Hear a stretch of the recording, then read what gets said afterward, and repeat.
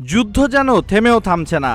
ইরানে আবারও বড় হামলার কথা জানিয়েছেন ট্রাম্প। ইরানের কঠোর জবাবের মুখে এখনও এই যুদ্ধ থেকে বড়াই করার মতো কিছু পাননি তিনি। একই সাথে আলোচনায়ও বেশ একটা সুবিধা করতে পারেনি তার প্রশাসন। তাই যুদ্ধে জেতার জন্য মরিয়া ট্রাম্প আবারও নিলেন এমন সিদ্ধান্ত।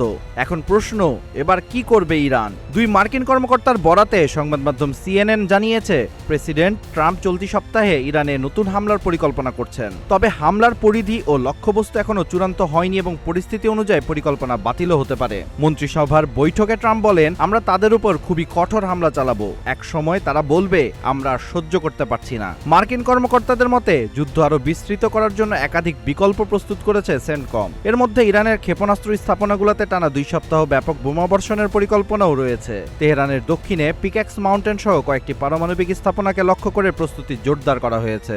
ইরানের জ্বালানি অবকাঠামোতেও হামলার সম্ভাবনা বিবেচনায় রয়েছে। তবে এতে উপসাগরীয় অঞ্চলে নিজেদের জ্বালানি স্থাপনায় পাল্টা হামলার ঝুঁকি থাকায় সতর্ক ওয়াশিংটন। কারণ ইরানের বার্তা সংস্থা ফার্স নিউজ ইরানের সম্ভাব্য লক্ষ্য হিসেবে সৌদি আরব, সংযুক্ত আরব আমিরাত, কাতার, কুয়েত, বাহরাইন ও ইসরায়েলের গুরুত্বপূর্ণ তেল ও গ্যাস স্থাপনাগুলোর নামের তালিকা প্রকাশ করেছে। সংবাদ মাধ্যম তাসনিম নিউজকে এক ইরানি নিরাপত্তা কর্মকর্তা বলেছেন, ইসরায়েল ও যুক্তরাষ্ট্রের জ্বালানি স্থাপনাগুলোতে হামলার জন্য বড় ধরনের পাল্টা পরিকল্পনা প্রস্তুত রেখেছে ইরান। প্রশ্ন এখন একটাই, তাহলে কি আবারও বড় সংঘাতের দ্বারপ্রান্তে মধ্যপ্রাচ্য?